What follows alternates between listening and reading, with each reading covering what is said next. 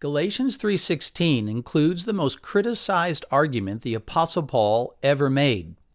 It concerns the beneficiary on the contract guaranteeing God's promise to Abram and to his offspring. Now to Abram were spoken the promises, and to his offspring. It doesn't mean and to offsprings, as if referring to many, but as if referring to one, and to your offspring, who is Messiah. Paul asserts that offspring in this context is not Abram's collection of descendants or his son Isaac. Rather, it's referring to Messiah. The importance of Paul's argument is massive, since his conclusion is that Gentiles in Messiah are counted as heirs of the Abrahamic promises. And if you belong to Messiah, then you are Abraham's offspring, heirs according to the promise. The basis for this interpretation, Paul says, is that the word offspring in Genesis is referring to a singular child of Abraham rather than to a collection of descendants. It doesn't mean and to offsprings as if referring to many, but as if referring to one, and to your offspring, who is Messiah. Many have pointed out that the word offspring is a collective noun and was never written as offsprings, as Paul seems to suggest. Some Christian scholars have tried to blunt this criticism by claiming Paul is using a rabbinical form of figurative argument that may not play well on the modern ear, but was persuasive in Paul's ancient context. But there's a bigger problem, for even if one shows that the word offspring does indeed refer to a singular offspring of Abram, that son is clearly Isaac, as is stated plainly in Genesis. You shall call his name Isaac. I will establish my covenant with him. Still more odd is that the entire Abrahamic story appears to make no mention of Messiah. So many critics have accused Paul of being embarrassingly wrong on two counts, or at the very least of arguing in ways that no longer hold any weight. It will be easier to address each of these criticisms separately, so let's begin with the question about the singular form of the word offspring. Reading it more closely, it seems clear enough that Paul isn't actually making a grammatical argument, as many suppose, for he is fully aware that the word offspring is a collective noun that isn't written in a plural form to express a plurality of descendants. Look, for example, at Galatians 3.29. You are Abraham's offspring, heirs according to promise. Paul doesn't write you are Abraham's offsprings, heirs according to promise, but offspring, singular, heirs, plural, according to promise. Paul intuitively writes the singular form of offspring while referring to a collection of plural descendants. In addition, Paul knows that the word offspring in a singular form can also describe just one descendant, for he says right in Galatians 3.16, to your offspring, who, singular, is Messiah. Here, offspring is not a collective noun, but a true singular noun, a single offspring of Abram. Therefore, even Galatians on its face demonstrates that Paul knows the word offspring isn't properly written in a plural form to indicate a plurality of descendants, and that a singular form can also refer to just one descendant. Therefore, in Galatians 3.16, Paul is not appealing to the absence of a virtually unused form, offsprings, in the service of a grammatical argument.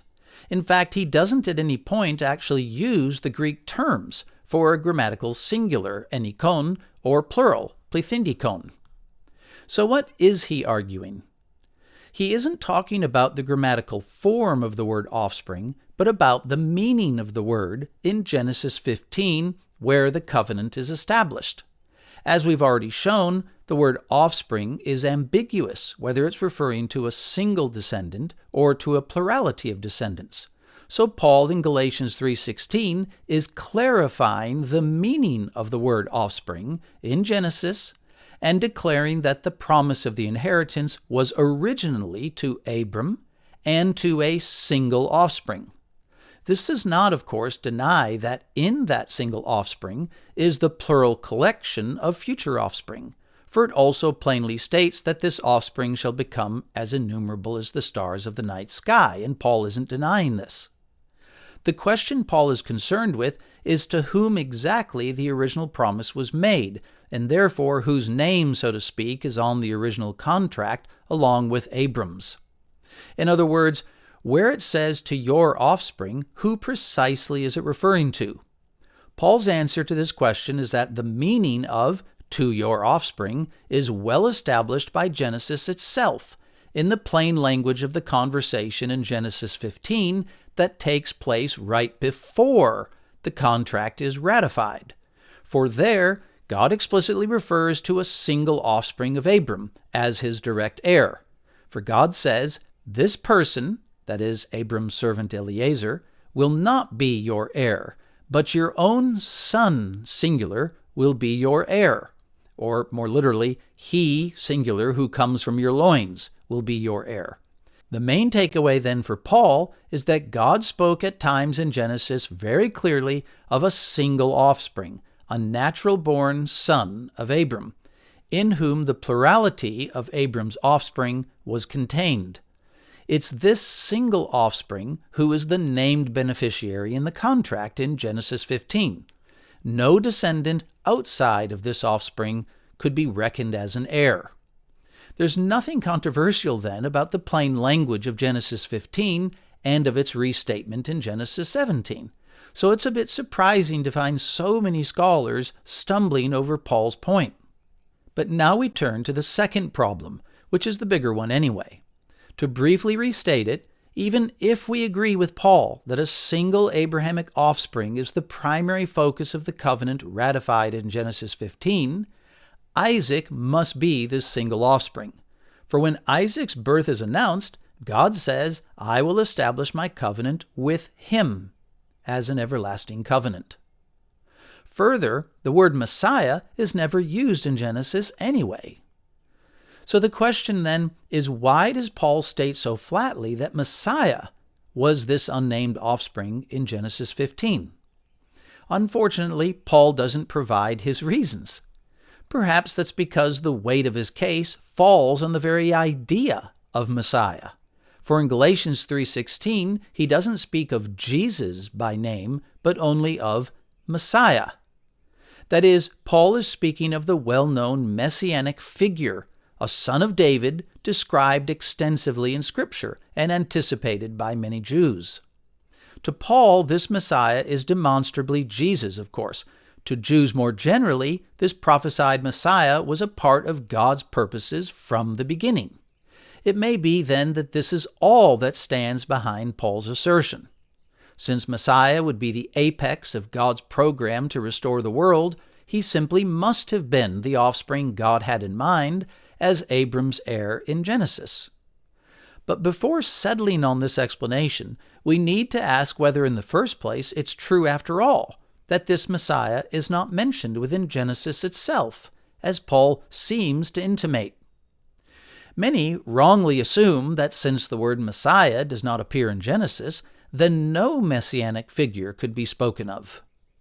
But the term Messiah, or Anointed One, is first used in the book of Samuel in reference to Israel's kings. He will give strength to his king and exalt the horn of his anointed, his Mashiach, or Messiah. The Anointed One, then, means the anointed king. So a better question to ask is whether there are any references within Genesis to an Abrahamic offspring who would become a king. And the simple answer is yes. Quite a few references, it turns out. For when Isaac's birth is promised, God says to Abram, kings will come from you. And later in Genesis 35, God reiterates the same promise to Jacob. And then, toward the end of the book, Jacob announces to his sons that these kings shall descend from the line of Judah. The scepter shall not depart from Judah, nor the ruler's staff from between his feet. The problem is that in all these passages, Abrahamic kings, or anointed ones, messiahs, are referred to in the plural. Is there any discussion of a single king in Genesis? To answer this question, we need to briefly review the overarching theme of the book and its central plot development. In other words, we aren't just looking for some obscure possible reference to the Messiah, but we want to know if there's a clear and substantive reference to such a figure, and how does this figure relate to the book as a whole. We begin by noting that the word offspring, zera in Hebrew, appears vastly more times in Genesis than in any other book of the Hebrew Scriptures. Unsurprisingly, therefore, the first major story of Genesis is the account of how God creates a world to house his own unique offspring. The fathering of humans in God's own likeness is the climactic event of the opening story. The second major story is about how these first humans rebel against God after falling prey to the machinations of a dark mind. This adversary of God embodies itself in a creature whose appearance is deliberately and deceptively inferior to humans. He is crafty in appearance as well as in speech. As a result of their disobedience, God bans humans from the tree of life, for he has previously warned them, "In the day you eat of it, you will surely die." If God's breathing life into his unique offspring is the centerpiece of the book's opening scenes, the catastrophe of their death punctuates the second major story section.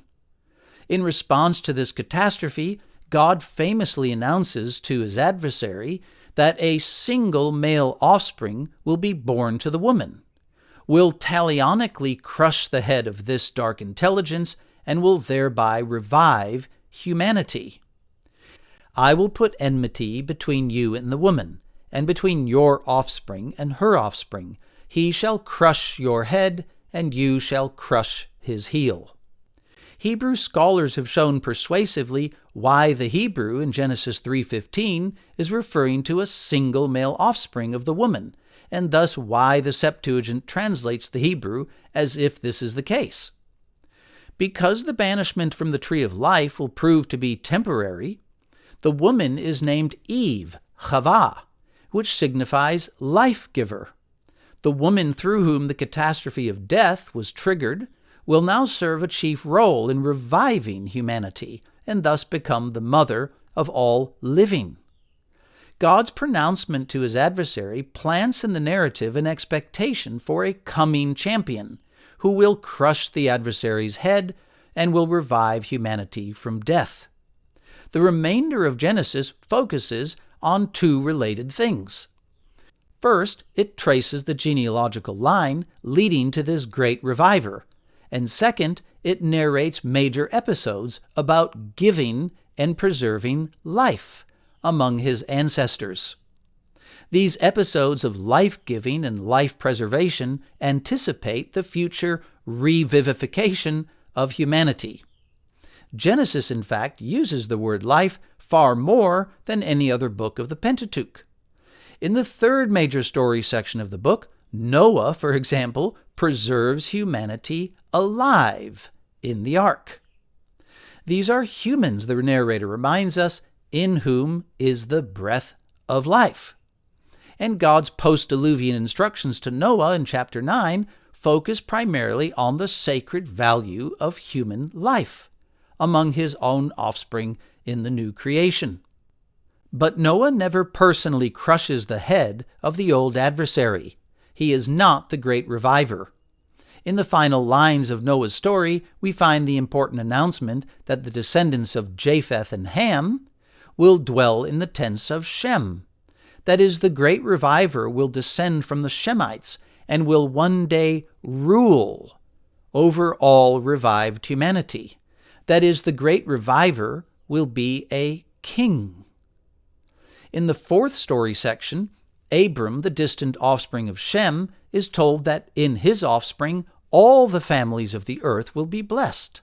Thus the reviver king's genealogy narrows further. All the families of the earth will be revived and blessed in a son of Abraham. Abraham's entire story, of course, depends on the promise of an offspring and when God will bring this life, the life of the offspring, to Abram.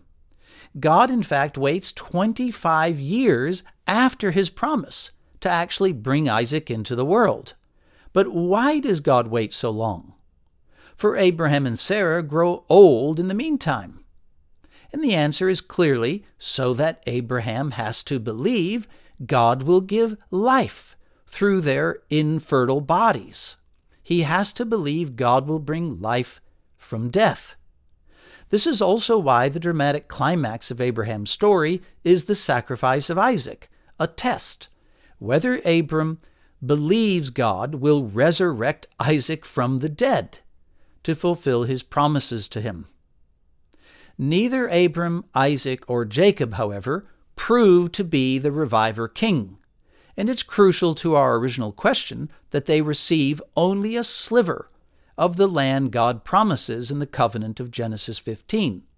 To your offspring I give this land, from the river of Egypt to the great river, the river Euphrates.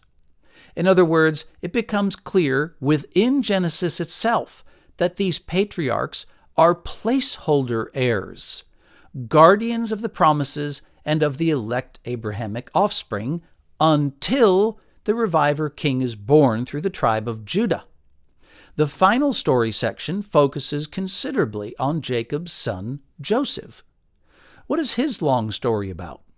Well, listen to Joseph himself summarize his story at the end by declaring that his long and difficult journey was orchestrated by God so that many people should be kept alive. Like Noah and Abraham before him, the entire focus of Joseph's story is on the preservation of human life. But in the final lines of the book, Joseph announces he too will soon die. Alas, he is yet another prototype of the reviver king, and not the full reality. The book ends with the expectation of a reviver king never fully realized. It's similar in that sense to how Exodus ends with Israel still well short of the promised land. All the major story sections of Genesis, therefore, are united by their progression toward the coming revival of humanity. The promises, therefore, to Abraham's family about the coming kings signify within the central plot that among them will be found the great reviver king himself. It's entirely irrelevant whether or to what degree the patriarchs themselves understand this overarching program of revival. The narrator's account makes the program's progress crystal clear for the reader. Generations later, according to the book of Samuel, David becomes the first Abrahamic Messiah king of God's own choosing. He grows in strength until he is on the very cusp of ruling for the first time the full scope of the land inheritance mentioned in the covenant of promise in Genesis 15.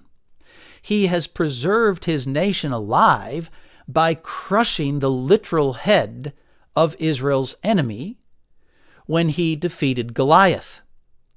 An Israelite reader of Samuel might have legitimately wondered whether David was the great reviver king promised in Genesis. But God announces to David himself, at the very peak of his power, "I will raise up your offspring after you, and I will establish the throne of his kingdom forever." For the final time, then, the Messiah king's genealogical line is narrowed. In summary, the promise of the reviver king not only unifies Genesis in its plot development, but also explains why the central theme of the major story sections is about the giving and preservation of life. This theme also accounts for the origin and focus on the qualities of David's unique messianic son, described in the prophets and Psalms. If Paul was a close reader of Genesis, it doesn't seem so surprising that he bluntly states that Messiah was always the primary beneficiary of God's promise to Abraham and to his single offspring. On this reading, we have no need to propose rabbinical, figurative arguments. But Paul also found this reading confirmed in real experience by the facts of Jesus' ministry and his victorious encounter with Satan. And of course, Paul famously asserts he encountered the resurrected Messiah on the road to Damascus. In this way, Jesus demonstrated to Paul directly that in his person was located the life-giving power of the Reviver King. But do we have any confirmation that Paul himself actually read God's announcement to the evil serpent, as we've suggested? Judge for yourself by listening to the closing words of Romans, Paul's formal treatise on the good news. The God of peace will soon crush Satan under your feet. The grace of our Lord Jesus, Messiah, be with you. One doesn't have to believe Paul's conversion account or agree with him about Jesus as the Reviver King to conclude that the Messiah is the preeminent offspring in view throughout Genesis. The expectation throughout the narrative is that a unique champion would be born to revive and rule humanity. Therefore, Paul seems perfectly justified in asserting that Messiah, whoever he be, was all along the primary unnamed beneficiary in the covenant guaranteeing the inheritance, as Jacob himself seems to confirm toward the end of Genesis. The scepter shall not depart from Judah, nor the ruler's staff from between his feet, until he comes, to whom it belongs, and to him the obedience of the peoples belongs. It belongs to him precisely because he is the primary heir of the promises. But what do you think? Let me know in the comments section, and I'll try to respond to substantive comments.